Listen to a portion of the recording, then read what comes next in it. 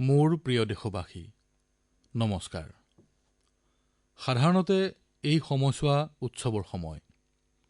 ঠায়ে ঠায়ে মেলাৰ আয়োজন কৰা হয়, ধৰ্মীয় পূজা-পাঠ চলে। কৰোনাৰ এই সংকটৰ সময়ত মানুহৰ উৎসাহ উদ্দীপনা আছে যদিও সকলোৰে মনত অনুশাসনো বিৰাজমান। এক দৃষ্টিত চাবলৈ গলে নাগৰিকসকলৰ মনত দায়িত্ববোধো দৃঢ়ভাৱে আছে। নাগৰিকসকলে নিজৰ লগতে আনৰো প্ৰতি চকু দি নিজৰ দৈনন্দিন কামকাজ চলাই নিছে। দেশত আয়োজিত হৈ থকা বিভিন্ন অনুষ্ঠানৰ ক্ষেত্ৰত এইবাৰ যিদৰে সংযম আৰু সৰলতা প্ৰকাশ পাইছে সেয়া অভূতপূৰ্ব। কোনোবাই অনলাইন যোগে গণেশ উৎসৱ পালন কৰিছে আৰু বহু ঠাইত ইকো-ফ্ৰেণ্ডলি অৰ্থাৎ পৰিৱেশ অনুকূল গণেশৰ প্ৰতিমা স্থাপিত কৰিছে। বন্ধুসকল, আমি যদি বিভিন্ন দৃষ্টিভংগীৰে লক্ষ্য কৰোঁ, আমি পাওঁ আমাৰ পৰ্ব বা উৎসৱসমূহ আৰু আমাৰ পৰিৱেশ এই দুয়োটাৰ মাজত এটা এৰাব নোৱাৰা সম্বন্ধ আছে। এফালেদি যদি আমাৰ উৎসৱসমূহত পৰিৱেশ আৰু প্ৰকৃতিৰ সৈতে সহাৱস্থানৰ অৰ্থ সুপ্ত হৈ আছে, আনফালে আকৌ বহুতো উৎসৱ প্ৰকৃতিৰ ৰক্ষণাবেক্ষণৰ কাৰণেই পালন কৰা হয়। উদাহৰণস্বৰূপে বিহাৰৰ পশ্চিম চম্পাৰণত শতিকাজুৰি থাৰু আদিবাসী সমাজৰ লোকে ৬০ ঘণ্টাৰ লকডাউন বা তেওঁলোকৰ ভাষাত কবলৈ গলে ৬০ ঘণ্টাৰ বাৰণ পালন কৰিছিল। প্ৰকৃতিৰ সুৰক্ষাৰ বাবে এই বৰণাক থাৰু সমাজে নিজৰ পৰম্পৰাৰ এটা অংশ কৰি লৈছে আৰু শতিকাজুৰি ইয়াক পালন কৰি আহিছে। এই সময়ছোৱাত গাঁৱৰ পৰা কোনোৱে বাহিৰলৈ নাযায় বা বাহিৰৰ পৰা নাহে আৰু মানুহে বিশ্বাস কৰে যদি এই কাম তেওঁলোকে কৰে তেন্তে চৌপাশৰ নতুনকৈ গজা বা ৰোৱা গছপুলিবিলাকৰ ক্ষতি হব পাৰে। এই বৰণাৰ আৰম্ভণিতে আমাৰ আদিবাসী ভাইভনীসকলে ভক্তিভাৱে পূজা অৰ্চনা কৰে আৰু পূজা শেষ হলে আদিবাসী পৰম্পৰাৰ গীত সংগীত নৃত্যৰ আয়োজন কৰে। বন্ধুসকল, এইকেইদিনত ওনম উৎসৱো ধুমধামেৰে পালন কৰা হৈছে। এই উৎসৱ চিংগম মাহত পালন কৰা হয়। এই সময়ত মানুহে নতুন বস্তু ক্ৰয় কৰে, নিজৰ ঘৰ সজায়, পুক্কলম তৈয়াৰ কৰে, ওনমৰ আনন্দ উপভোগ, বিভিন্ন ধৰণৰ খেলধেমালি আৰু প্ৰতিযোগিতা অনুষ্ঠিত কৰে। ওনম উৎসৱৰ এই আনন্দ আজি দূৰদূৰণিৰ দেশবিদেশলৈও প্ৰসাৰিত হৈছে। আমেৰিকা, ইউৰোপ বা মধ্যপ্ৰাচ্য সকলোতে আপুনি ওনমৰ আনন্দ উপভোগ কৰিব পাৰিব। ওনম এতিয়া এক আন্তঃৰাষ্ট্ৰীয় উৎসৱলৈ পৰিৱৰ্তিত হৈছে। বন্ধুসকল, ওনম আমাৰ কৃষিৰ সৈতে জড়িত এক উৎসৱ। ই আমাৰ গ্ৰামীণ অৰ্থনীতিৰ বাবে এক নতুন আৰম্ভণিৰ সময়। কিষাণৰ শক্তিৰেইতো আমাৰ জীৱন আৰু সমাজ চালিত হয়। কৃষকৰ পৰিশ্ৰমেৰেই আমাৰ উৎসৱসমূহ বাৰেৰহণীয়া হৈ পৰে। আমাৰ অন্নদাতাসকলক, কৃষকসকলৰ সঞ্জীৱনী শক্তিক বেদসমূহত খুব গৌৰৱেৰে উল্লেখ কৰা হৈছে। ঋগবেদত এটা মন্ত্ৰত কোৱা হৈছে, অন্নানাং পতয়ে নমঃ ক্ষেত্ৰানাম পতয়ে নমঃ, অৰ্থাৎ অন্নদাতাক প্ৰণিপাত জনাওঁ, কৃষকসকলক প্ৰণিপাত জনাওঁ। আমাৰ কৃষকসকলে কৰোনা কালৰ এই কঠিন পৰিৱেশৰ মাজতো নিজৰ শক্তি প্ৰদৰ্শন কৰিছে। আমাৰ দেশত এইবাৰ খাৰিফ শস্যৰ উৎপাদন যোৱা বছৰৰ তুলনাত ৭% অধিক হৈছে। ধানৰ উৎপাদন এইবাৰ 10%, দাইলৰ 5%, গোটা শস্যৰ প্ৰায় 3%, তৈলবীজ 13% আৰু কপাহ প্ৰায় 3% অধিক উৎপাদিত হৈছে। মই ইয়াৰ বাবে দেশৰ কৃষকসকলক অভিনন্দন জনাইছো, তেৰাখবৰ পৰিশ্ৰমক প্ৰণাম জনাইছো। মোৰ প্ৰিয় দেশবাসী, কৰোনাৰ এই সংকটকালত দেশে বিভিন্ন পৰ্যায়ত একেলগে যুঁজ দি আছে। কিন্তু ইয়াৰ লগে লগে মনলৈ এই ভাবো আহে যে ইমান দীৰ্ঘ সময় ধৰি ঘৰৰ ভিতৰত আবদ্ধ হৈ থকাৰ কাৰণে মোৰ সৰু সৰু বালক মিত্ৰসকলৰ অৱস্থা কেনে হৈছে। আৰু এইবাবেই মই গান্ধীনগৰৰ অনন্য চিলড্ৰেন ইউনিভাৰ্চিটি, ভাৰত চৰকাৰৰ মহিলা আৰু শিশু বিকাশ মন্ত্ৰালয়, শিশু মন্ত্ৰালয়, সূক্ষ্ম লঘু আৰু মধ্যম উদ্যোগ মন্ত্ৰালয় এই সকলোৰে সৈতে মিলি আমিনো এই কণ শিশুহঁতৰ কাৰণে কি কৰিব পাৰোঁ আলোচনা কৰিলো, চিন্তা কৰিলো। মোৰ বাবে এয়া বৰ আনন্দৰ কথা আছিল, লাভদায়ক আছিল, কিয়নো এয়া আছিল মোৰ বাবে নতুনকৈ কিবা শিকাৰ সুযোগ। বন্ধুসকল, আমাৰ আলোচনা বা চিন্তা চৰ্চাৰ বিষয় আছিল খেলা সামগ্ৰী, বিশেষকৈ ভাৰতীয় খেলা সামগ্ৰী।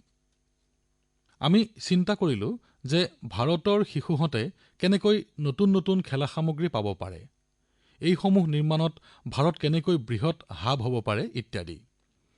অৱশ্যে মই মন কী বাত শুনি থকা অকণিহঁতৰ পিতৃমাতৃৰ ওচৰত ক্ষমা ভিক্ষা কৰিছোঁ, কিয়নো হ'ব পাৰে তেওঁলোকে এতিয়া মন কী বাত শুনাৰ পাছত নতুন নতুন খেল সঁজুলিৰ বাবে দাবী শুনিবলৈ বাধ্য হ'ব আৰু এটা নতুন কাম কৰিবলগীয়া হ'ব। বন্ধুসকল, খেল সামগ্ৰীয়ে যেনেকৈ কাৰ্যকলাপ বৃদ্ধি কৰে, তেনেকৈ আশা-আকাংক্ষাও বঢ়াই দিয়ে। ই কেৱল মনৰ দিগন্তৰে প্ৰসাৰণ নঘটায়, মন গঠন কৰে আৰু লক্ষ্যও নিৰ্ণয় কৰে। মই ক'ৰবাত পঢ়িছিলোঁ, খেলা সামগ্ৰী বা খেলনাৰ বিষয়ে কবিগুৰু ৰবীন্দ্ৰনাথে এবাৰ কৈছিল, বেষ্ট টয় সেইটোৱেই যি অসম্পূৰ্ণ হৈ থাকে। এনে সামগ্ৰী যি অসম্পূৰ্ণ আৰু খেলৰ মাজেৰে অকণিহঁতে তাৰ নিৰ্মাণ সম্পূৰ্ণ কৰি তোলে।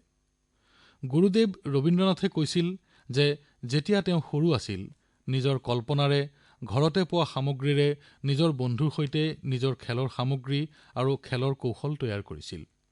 কিন্তু লৰালিৰ সেই আনন্দময় মুহূৰ্ততে জ্যেষ্ঠসকলৰ নিয়ন্ত্ৰণ আহি পৰিল। কথাটো আছিল যে তেওঁৰ এজন বন্ধুৱে এটা ধুনীয়া আৰু ডাঙৰ আকাৰৰ বিদেশী পুতলা লৈ আহিল। সেইটো পাই লগৰীয়াসকল তাতেই ব্যস্ত হৈ পৰিল, খেলিবলৈ পাহৰিলে। যি অকণিহঁত আগদিনালৈকে নিজৰ মাজতে খেলতেই ব্যস্ত হৈ আছিল, একেলগে আছিল, বিভিন্ন খেলত ৰত হৈ আছিল, এতিয়া তেওঁলোক ইজন সিজনৰ পৰা আঁতৰি গল। তেওঁলোকৰ মাজত ভেদভাৱ আহি পৰিল। এনে মূল্যৱান খেল সামগ্ৰী তৈয়াৰ কৰিবলৈ তেওঁলোক অপাৰগ হৈ পৰিছিল। শিকিবলৈ একো নাছিল।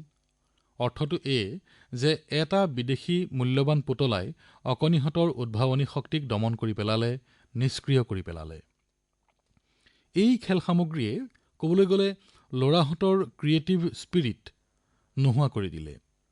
এইবাবেই গুৰুদেৱে কৈছিল যে খেল সামগ্ৰী এনে হ'ব লাগে যি লৰাছোৱালীহঁতৰ লৰালিক বাহিৰলৈ উলিয়াই আনিব পাৰে, তেওঁলোকৰ সৃজনী শক্তিৰ বিকাশ ঘটাব পাৰে। অকণিহঁতৰ জীৱনৰ বিভিন্ন সময়ত খেলনা বা খেল সামগ্ৰীৰ যি প্ৰভাৱ থাকে, তাৰ ওপৰত ৰাষ্ট্ৰীয় শিক্ষা নীতিয়ে যথেষ্ট গুৰুত্ব আৰোপ কৰিছে। খেল-ধেমালিৰ মাজেৰে শিকা, খেলা সামগ্ৰী নিৰ্মাণ কৰিবলৈ শিকা, সময়ে সময়ে নিৰ্মাণস্থলীসমূহ পৰিদৰ্শন কৰা, এই সকলোবিলাকক নতুন পাঠ্যক্ৰমত অন্তৰ্ভুক্ত কৰা হৈছে। প্ৰিয় দেশবাসী, ভাৰতীয়ৰ আৱিষ্কাৰ তথা সমাধানৰ যি ক্ষমতা, তাক সকলোৱে স্বীকাৰ কৰে। এই শক্তি আৰু বৃদ্ধি পায় যেতিয়া তাত সমৰ্পণৰ ভাৱ থাকে অথবা সংবেদনশীলতা থাকে।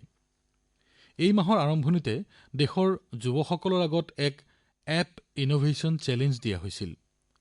এই আত্মনিৰ্ভৰ ভাৰত এপ ইনোভেশ্যন চেলেঞ্জত আমাৰ যুৱচামে ভাগ লৈছিল।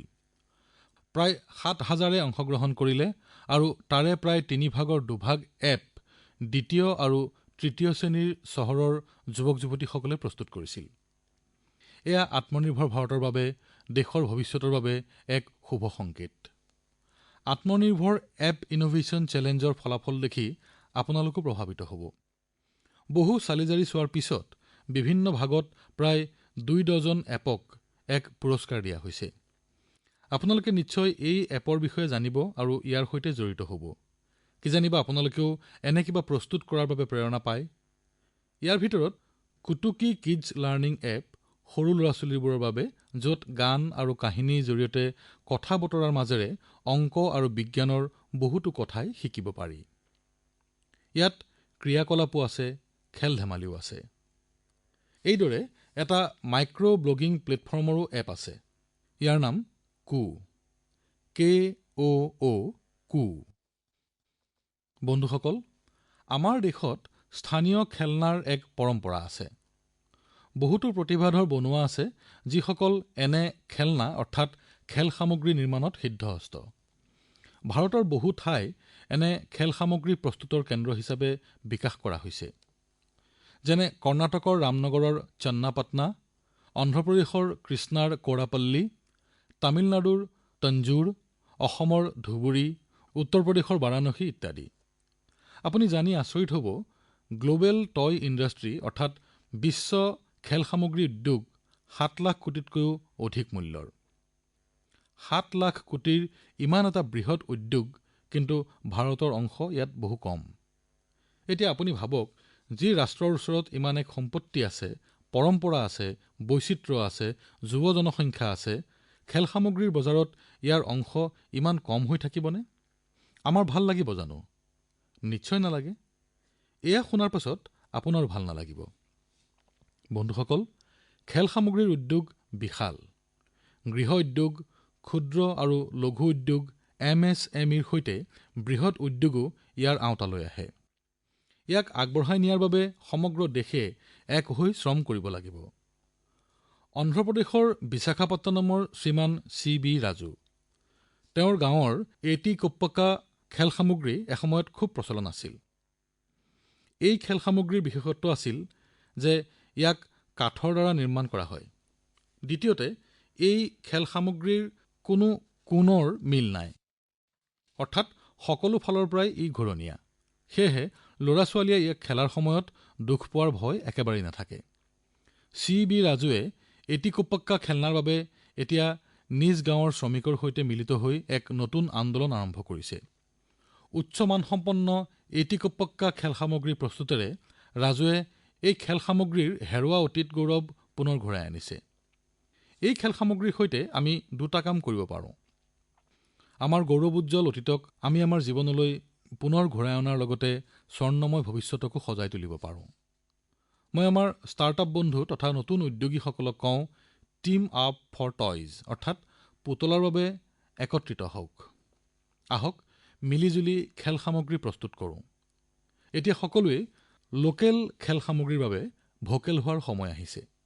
আহক আমি যুৱকসকলৰ বাবে কিছু নতুন ধৰণৰ উন্নতমানৰ খেল সামগ্ৰী প্ৰস্তুত কৰোঁ। খেল সামগ্ৰী এনে হওক যাৰ বাবে শৈশৱ প্ৰস্ফুটিত হৈ হাঁহিৰে ভৰি পৰক। আমি পৰিৱেশ অনুকূল খেল সামগ্ৰী প্ৰস্তুত কৰা উচিত। বন্ধুসকল, এতিয়া কম্পিউটাৰ আৰু স্মাৰ্টফোনৰ যুগত কম্পিউটাৰ গেম জনপ্ৰিয় হৈছে। সৰু ডাঙৰ সকলোৱে ইয়াক খেলে, কিন্তু এই খেলৰ অধিকাংশই বাহিৰৰ। আমাৰ দেশৰ ইতিহাস বিভিন্ন ধাৰণা আৰু ভাৱচিন্তাৰে পৰিপূৰ্ণ। আমি এইসমূহৰ ভিত্তিত গেমছ কৰিব নোৱাৰো জানো? মই দেশৰ যুৱ প্ৰতিভাসকলক কওঁ, আপোনালোকে ভাৰততে ভাৰতৰ গেমছ কৰক। Let the games begin. তেনেহলে আহক খেলৰ শুভাৰম্ভ কৰোঁ। বন্ধুসকল, আত্মনিৰ্ভৰ ভাৰত অভিযানত ভাৰ্চুৱেল গেমছ হওক, টয় ছেকশ্যন অথবা খেল সামগ্ৰীৰ ক্ষেত্ৰই হওক, সকলোৱে এক গুৰুত্বপূৰ্ণ ভূমিকা গ্ৰহণ কৰিব লাগিব আৰু ইয়াৰ সুযোগ আছে। আজিৰ পৰা 100 বছৰ পূৰ্বে যেতিয়া অসহযোগ আন্দোলন আৰম্ভ হৈছিল, তেতিয়া গান্ধীজীয়ে কৈছিল, অসহযোগ আন্দোলন দেশবাসীৰ মাজত আত্মসন্মান আৰু আত্মশক্তি বোধ কৰাৰ বাবে এক প্ৰয়াস। আজি আমি দেশক আত্মনিৰ্ভৰশীল কৰাৰ প্ৰয়াস কৰি আছো। সম্পূৰ্ণ আত্মবিশ্বাসেৰে আমি আগবাঢ়িব লাগিব আৰু সকলো ক্ষেত্ৰকে আত্মনিৰ্ভৰশীল কৰিব লাগিব। অসহযোগ আন্দোলনৰ ৰূপত যি বীজ ৰোপণ কৰা হৈছে, তাক আত্মনিৰ্ভৰশীল ভাৰতৰ বটবৃক্ষলৈ পৰিৱৰ্তন কৰিব লাগিব। এয়া আমাৰ সকলোৰে দায়িত্ব। ইয়াৰ জৰিয়তে আমি নিজৰ মাতৃভাষাতে টেক্সট, অডিঅ' আৰু ভিডিঅ'ৰ মাধ্যমেৰে যোগাযোগ কৰিব পাৰোঁ। সেইদৰে চিংগাৰী এপটো যুৱকসকলৰ মাজত অতি জনপ্ৰিয় হৈ উঠিছে। আস্ক চৰকাৰ নামৰ এপটোৰ জৰিয়তে যিকোনো চৰকাৰী যোজনাৰ বিষয়ে বিতংকৈ জানিব পৰা যায়। ষ্টেপ ছেট গ' হৈছে দৈহিক সক্ষমতা বৃদ্ধিৰ বাবে উৎসাহ যোগোৱা এটি app. Is equal to books and expense, Zoho', workplace, FTC talent আদি এপবোৰৰ বিষয়ে ইণ্টাৰনেটত সন্ধান কৰিলে বহু কথা জানিব পাৰিব। আপোনালোকো আগবাঢ়ি আহক, কিবা উদ্ভাৱন কৰক, কাৰ্যকৰী কৰক আৰু নতুন নতুন প্ৰয়াস আৰম্ভ কৰক। এনেবোৰ নৱপ্ৰয়াসেই কাইলৈ ডাঙৰ কোম্পানী হৈ উঠিব। আজিৰ বৃহৎ কোম্পানীসমূহ এসময়ত একোটি নৱপ্ৰয়াসেই আছিল। প্ৰিয় দেশবাসী, আমাৰ শিশুসকল আৰু ছাত্ৰ-ছাত্ৰীসকলে তেওঁলোকৰ সামৰ্থ্য বিকাশ কৰাত পৰিপুষ্টিৰ গুৰুত্বপূৰ্ণ ভূমিকা আছে। সেইবাবে ছেপ্টেম্বৰ মাহটো গোটেই দেশতে পৰিপুষ্টি মাহৰূপে পালন কৰা হ'ব। দেহা থাকিলেহে বেহা। শৰীৰ স্বাস্থ্যৱান হলেহে মানসিক তথা বৌদ্ধিক বিকাশ সম্ভৱ। বিশেষজ্ঞসকলে কয়, গৰ্ভাৱস্থাত আৰু শিশুকালত পৰিপুষ্টি পালেহে শিশুৰ মানসিক বিকাশ হয় আৰু স্বাস্থ্যৱান হৈ উঠে। শিশুৰ পৰিপুষ্টিৰ বাবে মাতৃৰ পৰিপুষ্টিও প্ৰয়োজনীয়। পৰিপুষ্টিৰ অৰ্থ আপুনি কি খাইছে, কিমান খাইছে বা কেইবাৰ খাইছে সেইটো নহয়। পৰিপুষ্টিৰ অৰ্থ হৈছে আপোনাৰ শৰীৰে প্ৰয়োজনীয় উপাদানসমূহ সঠিক মাত্ৰাত পোৱাটোহে। এই পৰিপুষ্টি আন্দোলনত জনসাধাৰণৰ যোগদান অতি প্ৰয়োজনীয়। যোৱা কেইটামান বছৰত বিশেষকৈ গাঁও অঞ্চলত বহুতো প্ৰচেষ্টা চলোৱা হৈছে। এই দিশত সজাগতা সৃষ্টিৰ চেষ্টা কৰা হৈছে। শিশুৰ বাবে প্ৰতিযোগিতা আদিৰ আয়োজন কৰা হৈছে। শ্ৰেণীত পৰিপুষ্টি নিৰীক্ষকৰ ব্যৱস্থা কৰা হৈছে। ৰিপৰ্ট কাৰ্ডৰ দৰে পৰিপুষ্টি কাৰ্ডৰ ব্যৱস্থা কৰা হৈছে। পৰিপুষ্টি মাহত মাইগভ পৰ্টেলত পৰিপুষ্টিৰ প্ৰশ্নোত্তৰ প্ৰতিযোগিতাৰ আয়োজন কৰা হৈছে। মিম প্ৰতিযোগিতাৰো আয়োজন কৰা হৈছে। আপোনালোকে ইয়াত নিজেও ভাগ লওক আৰু আনকো ভাগ লবলৈ উৎসাহ যোগাওক। বন্ধুসকল, কোভিডৰ পিছত যাতায়াত ব্যৱস্থা মুকলি হলে আপোনালোক যদি গুজৰাটৰ চৰ্দাৰ বল্লভভাই পেটেলৰ একতাৰ মূৰ্তি চাবলৈ যায়, তাৰ কাষতে গঢ়ি তোলা পৰিপুষ্টি উদ্যানখনো চাই আহিব। এই বিশেষ প্ৰমোদ উদ্যানখনত খেলা-ধূলাৰ জৰিয়তে পৰিপুষ্টিৰ শিক্ষাদানৰ ব্যৱস্থা কৰা হৈছে। বন্ধুসকল, ভাৰত এখন বিশাল দেশ।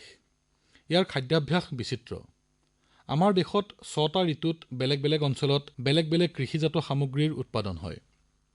সেয়েহে স্থানীয় উৎপাদিত সামগ্ৰীৰ আধাৰত পোষক দ্ৰব্য থকা আহাৰ তালিকা নিৰ্ধাৰণ কৰিব লাগে। ভাৰতীয় কৃষি কোষ গঠন কৰা হৈছে, যি প্ৰতিখন জিলাত উৎপাদিত খাদ্য সামগ্ৰীৰ পৰিপুষ্টিৰ তালিকা নিৰ্ধাৰণ কৰিব। এই কোষ আপোনালোক আটাইৰে যথেষ্ট কামত আহিব। আহক, পৰিপুষ্টি মাহত আমি আটাইকে পৌষ্টিক খাদ্য গ্ৰহণ কৰি স্বাস্থ্যৱান হৈ থাকিবলৈ প্ৰেৰণা যোগাওঁ। প্ৰিয় দেশবাসী, অলপতে আমি স্বাধীনতা দিৱস উদযাপন কৰাৰ সময়ত এটা মনোগ্ৰাহী খবৰৰ প্ৰতি দৃষ্টি আকৰ্ষণ হ'ল। খবৰটো হ'ল আমাৰ প্ৰতিৰক্ষা বাহিনীৰ দুগৰাকী সাহসী সদস্যৰ। এগৰাকী হ'ল সোফি আৰু আনগৰাকী বিদা। ভাৰতীয় সেনাৰ গৌৰৱ সোফি আৰু বিদা দুটা কুকুৰৰ নাম। ইহঁতক এইবাৰ chief of army staff commendation কাৰ্ডেৰে সন্মানিত কৰা হৈছে। দেশৰ প্ৰতিৰক্ষাৰ ক্ষেত্ৰত নিষ্ঠাৰে কৰ্তব্য পালন কৰাৰ বাবেই সোফি আৰু বিদাক এই সন্মান যঁচা হৈছে। আমাৰ সেনানী তথা সুৰক্ষা বাহিনীৰ হাতত এনে আৰু অনেক কুকুৰ আছে, যিবোৰে দেশৰ বাবে প্ৰাণ বলিদান দিছে। বোমা বিস্ফোৰণ, সন্ত্ৰাসবাদীৰ ষড়যন্ত্ৰ ৰোধ কৰাত এনে কুকুৰে নিষ্ঠাৰে নিজৰ কৰ্তব্য পালন কৰিছে। দেশৰ সুৰক্ষাত নিয়োজিত এনে কুকুৰৰ বিষয়ে অলপতে মই বহু কথাই গম পালো, বহু কাহিনী শুনিলো। ২০০৬ বৰ্ষত বলৰাম নামৰ এনে কুকুৰ এটাই অমৰনাথ যাত্ৰাৰ পথছোৱাত বহু গুলীবাৰুদ বিচাৰি উলিয়াইছিল। ২০০২ চনত ভাৱনা নামৰ আন এটা কুকুৰে আইইডি বিচাৰি উলিয়াইছিল। তেনে সময়তে সন্ত্ৰাসবাদীয়ে বিস্ফোৰণ ঘটোৱাত কুকুৰটোৰ প্ৰাণহানি হৈছিল আৰু দেশৰ বাবে শ্বহীদ হৈছিল। ২-৩ বছৰ পূৰ্বে কেন্দ্ৰীয় সংৰক্ষিত বাহিনীৰ স্নিফাৰ ডগ ক্ৰেকাৰেও আইইডি বিস্ফোৰণত দেশৰ বাবে প্ৰাণাহুতি দিছিল। কিছুদিন আগতে বিড পুলিচ বিভাগে সহযোগী ৰকী নামৰ কুকুৰটোক সন্মান সহকাৰে শেষ বিদায় জনোৱাৰ দুখ লগা দৃশ্যটো আপোনালোকেও নিশ্চয় টিভিত দেখিছিল। ৩০০তকৈও অধিক কেছ সমাধান কৰাত ৰকীয়ে এক গুৰুত্বপূৰ্ণ ভূমিকা গ্ৰহণ কৰিছিল। দুৰ্যোগ ব্যৱস্থাপনা আৰু উদ্ধাৰ অভিযানত এনে কুকুৰবোৰে ডাঙৰ ভূমিকা পালন কৰে। ভাৰতত ৰাষ্ট্ৰীয় দুৰ্যোগ সঁহাৰি বাহিনীয়ে এনেকুৱা ১২টাতকৈও অধিক কুকুৰক বিশেষভাৱে প্ৰশিক্ষিত কৰি তুলিছে।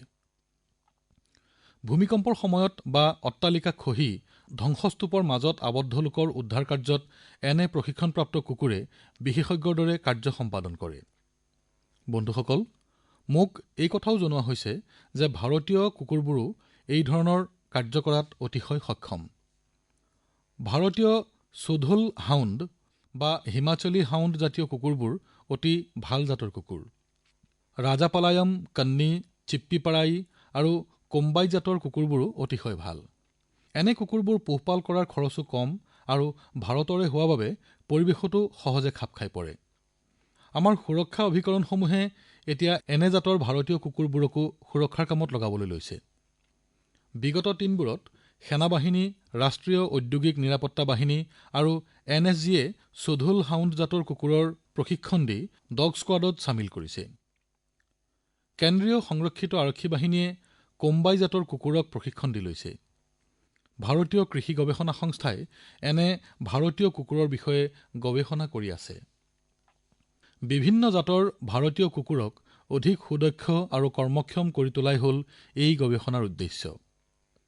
ইণ্টাৰনেটত এই কুকুৰবোৰৰ বিষয়ে পঢ়িলে ইহঁতৰ গুণৰ কথা জানিলে আপোনালোক আচৰিত হ'ব কুকুৰ পুহিব খুজিলে আপোনালোক নিশ্চয় এই জাতৰ কুকুৰবোৰৰ প্ৰতি আকৰ্ষিত হ'ব ইহঁতক পুহিবলৈ বুলি ঘৰলৈ আনিব আত্মনিৰ্ভৰ ভাৰতৰ মন্ত্ৰ যেতিয়া জনমানসত শিপাই পৰিছে তেনে ক্ষেত্ৰত এই বিষয়সমূহক আওকাণ কৰি কেনেকৈ থকা যায় মোৰ প্ৰিয় দেশবাসী কেইদিনমান পাছতে অহা ৫ ছেপ্টেম্বৰৰ দিনা আমি শিক্ষক দিৱস পালন কৰিম আমাৰ জীৱনকালত সফলতাৰ খতিয়ান লোৱাৰ সময়ত অৱধাৰিতভাৱেই কোনোবা নহয় কোনোবা এগৰাকী শিক্ষকৰ কথা আমাৰ মনলৈ নিশ্চয় আহে দ্ৰুতগতিত সলনি হোৱা সময় আৰু কৰোনাৰ এই সংকটকালত শিক্ষকসকলৰ সন্মুখতো পৰিৱৰ্তিত সময়ৰ সৈতে খাপ খুৱাই লোৱাৰ এক প্ৰত্যাহ্বানে দেখা দিছে কিন্তু মই অত্যন্ত সুখী যে শিক্ষকসকলে এই প্ৰত্যাহ্বান গ্ৰহণ কৰাই নহয় ইয়াক এক সুযোগলৈও পৰিৱৰ্তিত কৰিছে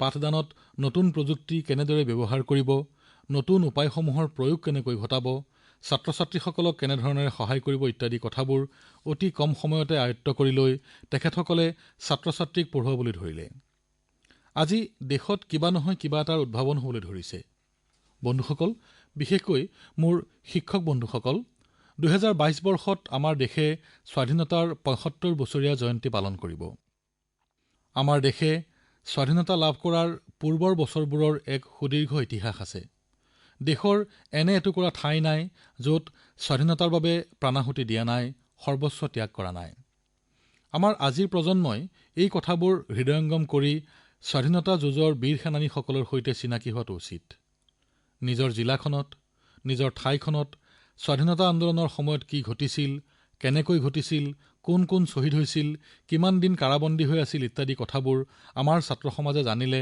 তেওঁলোকৰ ব্যক্তিত্বত ইয়াৰ প্ৰভাৱ পৰিব এই ক্ষেত্ৰত আমাৰ শিক্ষক সমাজে দায়িত্ব সহকাৰে বহু কাম কৰিব পাৰে যেনে আপোনাৰ নিজৰ এলেকাটোত শ শ বছৰ জুৰি চলা স্বাধীনতা আন্দোলনৰ কালছোৱাত কেনে ধৰণৰ ঘটনা ঘটিছিল সেই বিষয়ে ছাত্ৰসকলৰ দ্বাৰা গৱেষণা কৰাব পাৰে স্বাধীনতা আন্দোলনৰ সৈতে জড়িত স্থানসমূহলৈ ছাত্ৰছাত্ৰীসকলক লৈ গৈ সমগ্ৰ ঘটনাৱলী লিপিবদ্ধ কৰাব পাৰে ৭৫ বছৰীয়া এই স্বাধীনতাৰ জয়ন্তীত বিদ্যাৰ্থীসকলে নিজৰ এলেকাৰ ৭৫ গৰাকী স্বাধীনতা সেনানীক লৈ কবিতা বা নাটক ৰচনা কৰিব পাৰে এনে প্ৰয়াসে দেশৰ কম চৰ্চিত হেজাৰজনৰ কাহিনী আমাৰ সন্মুখত উন্মোচিত কৰাব এনে লোকসকলক স্বাধীনতাৰ ৭৫ বৰ্ষত স্মৰণ কৰিলে আমি তেওঁলোকক প্ৰকৃত শ্ৰদ্ধাঞ্জলি জনোৱা হ'ব ৫ ছেপ্টেম্বৰৰ শিক্ষক দিৱসৰ দিনটোতে সকলোকে একত্ৰিত কৰি এই কাৰ্যত আগবাঢ়িবলৈ